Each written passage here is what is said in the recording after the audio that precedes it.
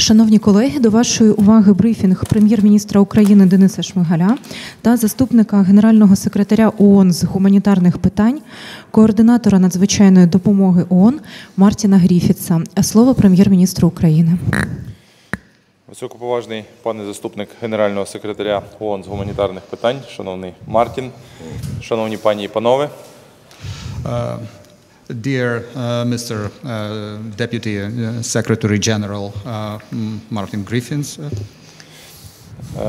Одразу хочу сказати, що ми надзвичайно раді вітати заступника Генерального секретаря ООН з координатора надзвичайної допомоги ООН в Києві, в Україні. Він працював цих 3 дні і в Херсонській, і в Миколаївській областях, і сьогодні ми мали дуже плідний підсумок.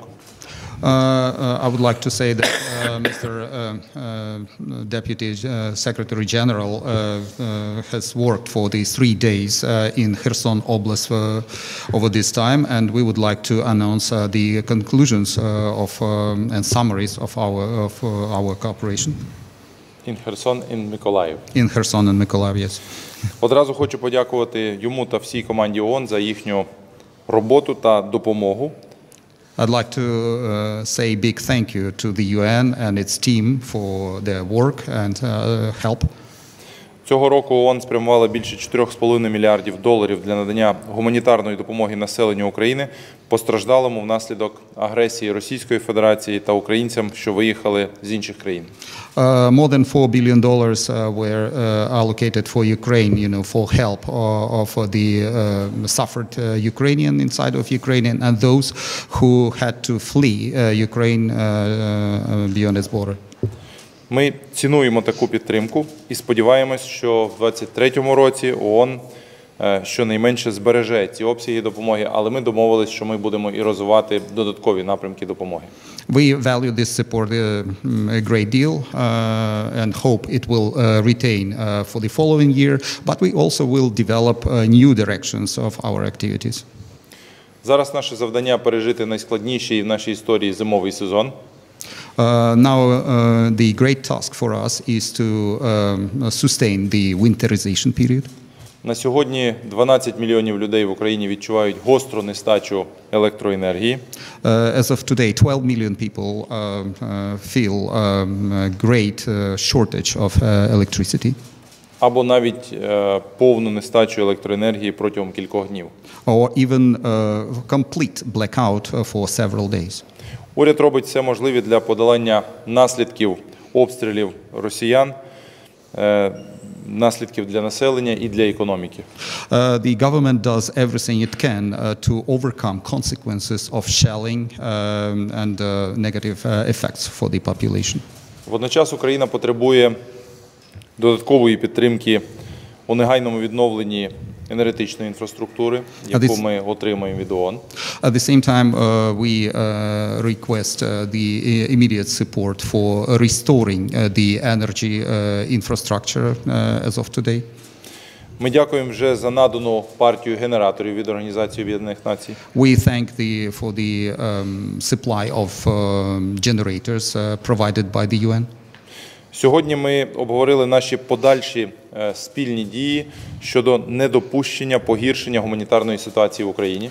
Today we discussed about joint actions to prevent further worsening of the humanitarian situation in Ukraine. Поряд з критично необхідною допомогою в енергетичному секторі пріоритетними напрямками для нас залишаються. Jointly with the priority areas in energy, the other priorities are the following. Продовження надання прямої фінансової допомоги внутрішньо переміщеним особам, що зараз здійснюється спільно з агенціями ООН. Continuation of support for IDPs done or implemented with other agencies and UN departments. Подальше облаштування прихистків для внутрішньо переміщених осіб та створення умов для проживання взимку. Further development and implementation of shelters for IDPs to sustain winter. Реалізація програми з відновлення пошкодженого через війну житла. Implementation of the dwelling premises restoration.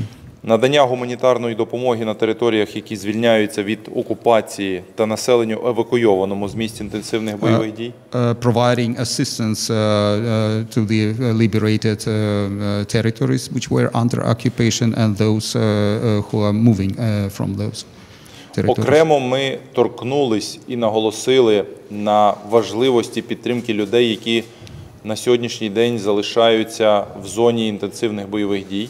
As separate talk, we discussed continuation of support for those people who stayed in the military action zones. Окремо ми торкнулись сьогодні за наслідками візитів пана Мартіна на південь України теми підтримки і збереження малого і середнього бізнесу, що є вирішально критичним для економіки.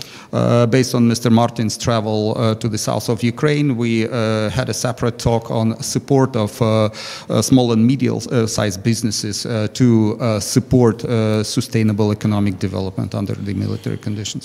Ми також обговорили критичні потреби у залученні спроможності ООН у сфері гуманітарного розмінування. Also, we discussed opportunities and support from the UN in demining activities. Ми також закликали ООН до створення і розширення гуманітарних коридорів для надання надзвичайної допомоги в районах ведення інтенсивних бойових дій. And also we discussed issues about enlargement of the humanitarian corridors for the areas in which military action takes place. Попри жахи війни, Україна залишається надійним союзником як один із гарантів глобальної продовольчої безпеки і налаштована виконувати свої експортні зобов'язання стосовно зерна. And in spite of the war, Ukraine continues to be a reliable partner in global food security and continues to stay the reliable grain supplier. Зернова ініціатива для безпечного транспортування сільськогосподарської продукції через Чорне море продовжена. The grain initiative to continue transportation of grain through the Black Sea continues. І ми вдячні ООН і особисто пану Гріффітсу за те, що ООН залишається гарантом функціонування зернового коридору. And we are thankful to the UN and to Mr. Griffiths in particular for functioning of the grain corridor. У рамках зернової ініціативи вже відправлено 544 судна із 13,9 мільйонів тонн українського продовольства до країн Африки, Азії та Європи. Within this initiative, 544 ships have gone through this corridor out of the 9.3 million tons of grains. 13,9. 13.9. 13.9, sorry. 544, 544 ships. Yes. You know, I told that. Україна виступає за розширення ініціативи з експорту зерна на інші наші порти, зокрема на порти Миколаїв та Ольвія в Миколаївській області. Ukraine continues to speaking about widening or enlargement of the initiative in Ukrainian Black Sea ports, including Mykolaiv and Olvia, which is in Mykolaiv Oblast. І ми розраховуємо на підтримку наших партнерів в цьому питанні, зокрема на підтримку ООН. And we count on the support from our partners, specifically from the UN. Ми також вітаємо підтримку ООН ініціативи президента Володимира Зеленського «Зерно з України» Grain from Ukraine, спрямований на допомогу найбіднішим країнам продовольством. We also welcome the initiative of Ukraine, specifically by the President of Ukraine, Mr. Zelensky, the Grain of Ukraine initiative, aimed at support of the poorest countries of the world, supplying grain to the poorest countries of the world. Сьогодні український експорт сільськогосподарської продукції залишається ефективним інструментом боротьби зі світовою продовольчою кризою. Today the exports from Ukraine continues to be a reliable and efficient instrument to overcome world food crisis. адже в короткостроковій перспективі світовий ринок не зможе замінити українську аграрну продукцію. Because in the short run, the world market cannot replace agricultural product coming from Ukraine. Ще раз хочу подякувати пану Мартіну Гріффітсу за цей візит, за підтримку України та українців. Again, I would like to thank Mr. Gryffits and to the UN for support and visit to Ukraine. За конструктивну співпрацю та ефективний діалог. For constructive cooperation and efficient dialogue. Дякую за увагу. Слава Україні. Thank you very much. Glory to Ukraine. Слово Мартіну Гріффітсу. Thank you very much indeed. Thank you, Prime Minister. Thank you, Denis. Thank you for receiving me. And I was recalling that you and I met in this same building many, many months ago, early on in this war, and it's a great privilege for me to be back. Thank you very much indeed. Will you translate from time to time? Дуже дякую вам, пане міністр. І я за все, що ви сказали. Я також згадую, що я в цій будівлі був. Ми зустрічалися з вами декілька місяців тому якраз. І я дуже радий знову бути тут. As you said, I was fortunate to visit Mykolaiv and Kherson earlier this week, and now also in Kyiv meeting the Prime Minister and other leaders as well as humanitarian agencies. And I'd like to share a few conclusions from those visits and from those meetings. Firstly, як ви зазначили правильно, що я мав щастя відвідати Миколаїв та Херсон цього тижня, раніше цього тижня, і я був радий також зустрітися з представниками ООН-агенції, з різними керівниками, лідерами, і зараз я би хотів представити розгляд того, що обговорювалося і що я побачив. Firstly, I was very impressed by the close partnership which the international humanitarian community, which is what I represent, has with your authorities, with your government here, but also very importantly in the oblasts. The governors of Mykolaiv and Kherson spent time with me, the mayors of those two cities, the heads of Hromada also, and that relationship is extremely strong, but it's very operational. Needs are identified, aid is delivered. І я був дуже вражений, наскільки є тісною співпраця моєї організації, яку я представляю, Міжнародного гуманітарного партнерства, із вашими представниками влади, органів місцевого самоврядування, головами, мерами, а також головами громад. І я би хотів сказати, що ці стосунки, ці взаємовідносини, вони є не лише потужними, вони також є робочими, вони функціонують на належному рівні. And I want to thank you, Denis, in fact, for what everyone has been telling me from the humanitarian agencies, international, national, local, the frontline partners, to thank you for the very, very constructive and open relationship we have with your government. Even in these extraordinarily difficult times, where your days are filled with decisions and tragedies, you have provided time to our agencies and our partners to do their job, and it's a huge thank you to you. Thank you. І я хочу подякувати вам, пане Денису Анатолійовичу, за те, що ви знаходите час і за те, що ви завжди відкриті до конструктивного обговорення, до конструктивних взаємовідносин з нашими агенціями ООН, гуманітарними агенціями. У такі тяжкі часи, кожного дня, коли ваш робочий день сповнений прийняття рішень, якихось трагедій, ви все одно знаходите час на спілкування і взаємодію з нашими агенціями. Since the beginning of the war, international humanitarian agencies have reached just under 14 million people with assistance, and we will continue to do so under your leadership. But let me say a few things about Mykolaiv and Kherson. І з початку війни наші міжнародні гуманітарні організації, вони змогли охопити понад 40 мільйонів людей, мається на увазі, надаючи їм допомогу, звісно, під вашим керівництвом. Але я зараз також хотів би поговорити детальніше про мій візит до Миколаєва та Херсону.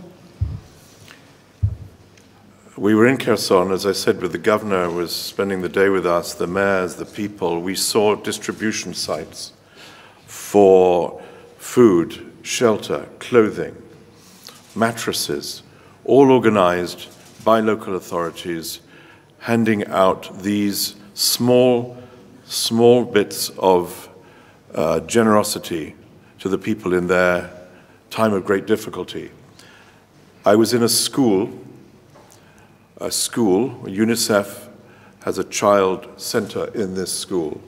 And as we were there in Kherson, we heard the artillery coming closer to us. So the shelling, which is a daily phenomenon in Kherson, we heard that. And it's not that we were under threat, but we were reminded of the still uncertain lives and future of so many people, even in Kherson, where you have managed to regain so much of your territory. І як я вже сказав, що ми мали багато зустрічей з мерами, з головами, і ми відвідували разом з ними місця роздачі одягу, їжі, матраців, яке організоване органами місцевої влади, тобто такий прояв щедрості у такий скрутний час. Я також відвідав школу, де знаходився ЮНІСЕФський центр для дітей, і ми також чули, неподалік від нас відбувалися обстріли, і це було все у Херсоні. Тобто ми, хоча для нас загрози тоді не було, але нам нагадали тоді знову ж таки, наскільки є непевним і хитке майбутнє для цих багатьох людей, що тут проживають навіть на тих територіях Херсону, які були відвойовані.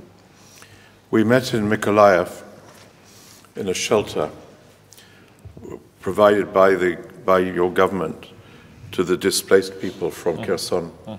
And we met some of these families. Some of them have been there for months, but some had recently arrived because their villages on the road between Mykolaiv and Kherson had been destroyed. And the following day we saw those villages. And they went back daily to try to restart their lives in those villages. They didn't know when the reconstruction of their own houses would happen. And it was a reminder of two things. One, that you have an enormous challenge ahead to reconstruct the places where people live. But equally, you have people who want to go home, who are determined to go home. And that is a great value and a great tribute to your people.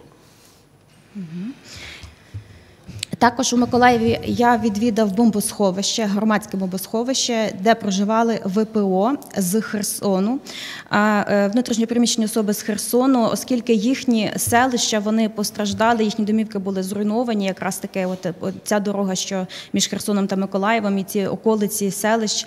І ці деякі сім'ї, я спілкувався з цими сім'ями, деякі з них приїхали туди щойно, деякі вже проживали там декілька місяців. І люди навіть щодня намагалися повертатися, щоб побачити свої домівки, почати життя заново, тому що вони не знали, коли почнуться ремонтні роботи. Тож перед вами стоять один великий виклик – це неймовірні обсяги саме ремонтних робіт, пошкоджених домівок, домогосподарств. І по-друге, але є дуже хороший плюс того, що ми бачимо, люди бажають повернутися до своїх домівок. Тобто вони абсолютно рішуче налаштовані в цьому напрямку. Just three things which came across very strongly, and you've mentioned them, of priority needs. Number one, no surprise, electricity. I was absolutely stunned to see the degree to which electricity is the gateway to everything else. Without electricity, there's no warmth, and the weather's getting colder. Without electricity, there's no medical services. There's no transport, there's no light, and in many parts of Kherson there's very little electricity. So the effort that you were making in Paris on the same day, Denis, making the repair of energy infrastructure the absolute central priority is one that I saw how important it was to the people of Kherson. And the governor trying to mend the electricity lines coming into his oblast, and hoping that if they were repaired, that they would not be damaged again. This issue is of central importance precisely because civilians suffer from the lack of electricity, civilians who should not suffer under international law in a conflict. That's the first priority. І три речі, які я помітив і про які ви вже згадували сьогодні, пане Денис Анатолійовичу. По-перше, це такі пріоритети, які б я назвав. Перше, це енергетика. Я був дуже здивований тією ступінню, наскільки електрика впливає, є такими воротами до всього самого необхідного для життя. Тобто це і джерело тепла, і якщо немає світла, то, звісно, і неможливо надавати медичні послуги, і транспорт не функціонує належним чином. І я побачив, що проблема з перебоєм електроенергії у деяких частинах Херсону, вона й дуже гостро стоїть. І я б сказав, що це є центральним пріоритетом. І навіть губернатор цієї області говорив, що навіть коли вони відремонтують, скажімо, лінії електропередач, то також є надія, вони мають надіятися на те, що їх не буде повторно пошкоджено. І ми бачимо, що цивільні страждають, а вони не повинні страждати за умови того, що має панувати міжнародне право, яке передбачає захист цивільного населення. And I'm almost done. The second is demining, and we talked about it just now. I was told, for example, that there are about 500,000 hectares of agricultural land in Kherson alone which needs demining. You can't get the country back into production without demining. And I think, as you were saying to me earlier, Ukraine is probably now the most mine-polluted country in the world. So the urgent international priority to demine is one that we will also do what we can. And then finally this, and we talked about it also. Even in war, people want to see a future, perhaps particularly in war.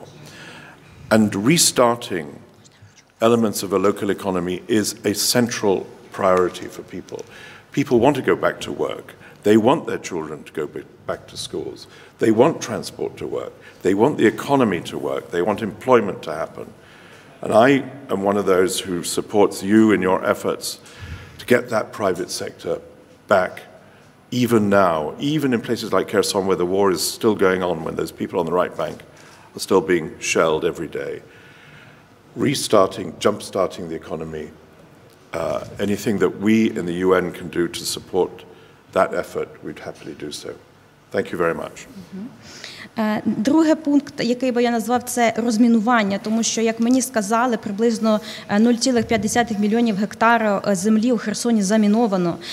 І це також, ми знаємо, що в Україні не так багато замінованих територій, що вона зараз є на сьогоднішній день найбільш забрудненою мінами територією. Це є також нашим пріоритетом нашої організації, щоб допомогти вам у цьому проведенні розмінування. Тому що ми розуміємо, що навіть коли це воєнні часи, навіть тоді ми хочемо бачити майбутнє.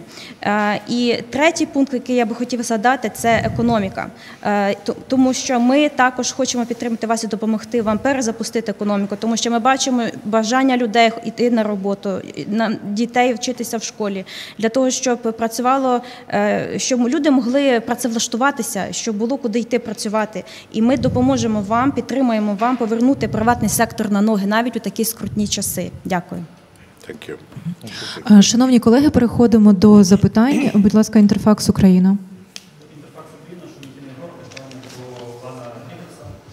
Скажіть, будь ласка, чи готує ООН попередньо якусь програму допомоги Україні на випадок найгірших сценаріїв, якщо буде нова велика хвиля переміщення українців як всередині країни, так і за кордоном? The question to Mr. Gryffitts.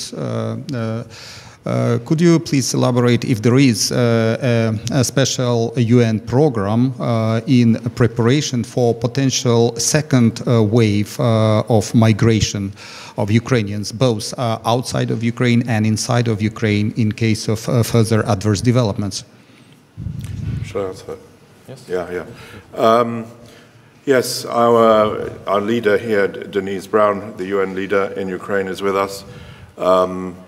The agencies like UNHCR, the agencies like the International Office for Migration are ready for that. But I would, for such displacement, as you will remember, at the beginning of this war, there was the largest displacement experienced since the Second World War. Well, we hope to God that's not going to happen. But I would make this point very strongly. Even where there is preparedness, what is so important, and we know it from all over the world, is to get people aid to where they are. That's why people who want to go home should be encouraged to do so. Frontline services should be reinstated as soon as possible so that they don't have to move, so that displacement doesn't have to happen. and we hope that it doesn't, but we're ready.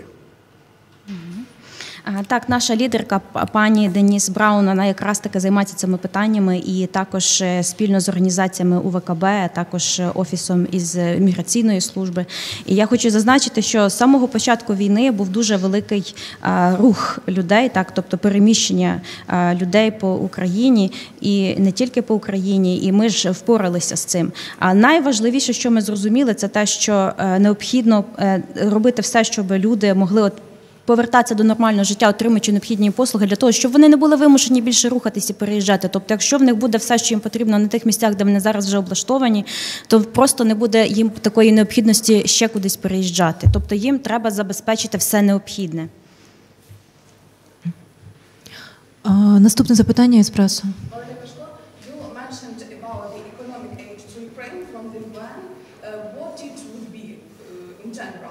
And what is the situation with the creation of a tribunal over Russia under auspices of the UN? Yeah, I'm not involved in the second aspect. I'm strictly involved in the humanitarian area. But the humanitarian does cover economic issues, and I'd like to reply to that first question. There are a number of different things. I think, first of all, there is an enormous interest from the international private sector to do what they can to help the people of Ukraine. And that's what the Prime Minister and his ministers mobilize, and that's one of the reasons, of course, why you had to go to Europe in Paris this week. Mobilizing private sector support for private sector is very important. And the Prime Minister was telling me earlier about the way in which small and medium enterprises are being supported through grants, through services to enable them to work. But I want to give an example of what the humanitarian community can do about it. The World Food Programme contracted a large industrial-sized bakery in Mykolaiv to produce bread for the people of Kherson. We saw the bread being made, we saw it being delivered in Kherson. In so doing, WFP delivered a humanitarian assistance, but they invested in that bakery, and more than 200 people came back to work there. That's the kind of thing that we need to do. We need to have a double benefit, if we can, from humanitarian assistance, so that the people can take their lives back into their own hands. Дякую. Чи є ще уточнення невелике? Перепрошую, зараз переклад. Отож, запитання в нас стосувалося, і наступне запитання. Ви згадували про економічну допомогу. Скажіть, будь ласка, яким чином вона має виглядати? Також згадувалось питання про трибунал під егідою ООН, але і відповідь була наступна. Другу частину запитання я коментувати не буду, тому що я до цього не маю відношення, але я хочу прокоментувати першу частину запитання. Тож є ряд речей, які вказують на те, що є великий інтерес від міжнародного приватного сектору допомогти людям в Україні, і саме це і намагаються мобілізувати влада України, також під керівництвом Прем'єр-міністра України, тобто і саме тому він їде у Париж цього тижня. Тому що ми маємо мобілізувати приватний сектор, ми маємо забезпечити роботу малого і середнього бізнесу, тому що міжнародна спільнота, от я вам наведу приклад навіть, вклалася у хлібопекарню, яка знаходиться у Миколаєві для того, щоб можна було забезпечити хлібом Херсон. І таким чином понад 200 людей повернулися на свої робочі місця. Ось така і подвійна вигода, яку ми маємо забезпечувати, тому що життя має тривати, люди мають можливість повернутися до того, що вони мали. Можливо, пан Денис про трибунал, якщо ви маєте. Перепрошую, у нас було уточнення у Інтерфакс України. До Прем'єр-міністра, які саме потрібні програми, зокрема від ООН, і для якого бізнесу, щоб найбільш ефективно допомогти саме приватному чи державному сектору в економіці? So the question to the Prime Minister, what support program, specifically those from the UN, should be there to support small and medium-sized businesses? У нас на сьогоднішній день працює дві урядових програми. Програма 579, всім відома по видачі пільгових кредитів для якраз малого і середнього бізнесу. Друга програма, яка започаткована цього року, це програма мікро і малих грантів. в 6 напрямках. Вона також запрацювала. Ми вже витратили порядка 4 мільярдів гривень на цю програму, на підтримку цієї програми. І будемо продовжувати цю роботу. First of all, I should remind that there are two big programs which operate in Ukraine now. First one is 579, those small loans to support small and medium-sized businesses, which has existed before the war. And the other program is supporting micro and micro businesses. Something like 4 million hryvnias have already been disbursed for this program. І ми, звичайно, будемо продовжувати цю програму. Ми про це говорили з паном Мартіном. І, власне, підтримка подібних програм буде якраз зі сторони ООН для того, щоб малий, мікро, середній бізнес мав абсолютно повну підтримку як від держави, так і від міжнародних організацій. We will continue implementing those programs, and we discussed that with Mr. Martin for support of those programs, micro, and medium-sized and small-sized businesses, to continue. І приклад, який пан Мартін навів стосовно пекарні, хлібопекарні в Миколаївській області, це якраз є приклад такої синергії. And what Mr. Martin outlined as an example with the bakery in Mykolaiv Oblast is an example of such cooperation and synergy. Шановні колеги, дякую за увагу. Брифінг завершено. Thank you so much. Дякую. Thank you. Дякую. Дякую. Thank you.